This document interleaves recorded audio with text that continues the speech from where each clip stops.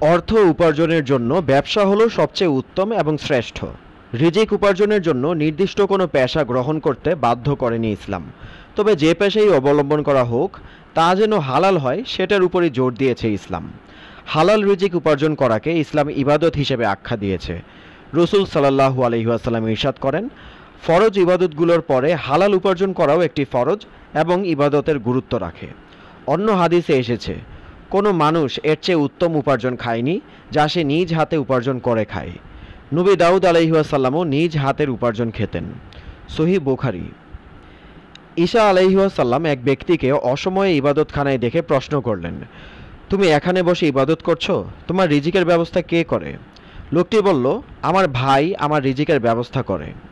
ঈসা আলাইহি ওয়াসাল্লাম তাকে বলেন, সে তোমার চেয়ে অনেক উত্তম। হেদায়াতুল মুর্শিদিন। কবির ভাষায়, নবীর শিক্ষা করো না ভিক্ষা, মেহনত করো সবে। নবী করিম সাল্লাল্লাহু আলাইহি ওয়াসাল্লাম হযরত আমর ইবনুল আস রাদিয়াল্লাহু তাআলা আনহুকে বলেছেন, আমি চাই তোমার উপযুক্ত ধন সম্পদ অর্জন হোক। তিনি বললেন, ইয়া রাসূলুল্লাহ, আমি ধন সম্পদের জন্য মুসলমান হইনি, আমি আমার দিলের টানে মুসলমান হয়েছি। নবীজি সাল্লাল্লাহু আলাইহি ওয়াসাল্লাম বললেন, হালাল ধন সম্পদ অনেক উত্তম জিনিস। মুসনাদে আহমদ। পবিত্র কোরআনে ইরশাদ হয়েছে, নামাজ শেষ হলে তোমরা পৃথিবীতে ছড়িয়ে পড়বে এবং আল্লাহর অনুগ্রহ সন্ধান করবে ও আল্লাহকে অধিক স্মরণ করবে যাতে তোমরা সফলকাম হও। সূরা জুমুয়া আয়াত 10।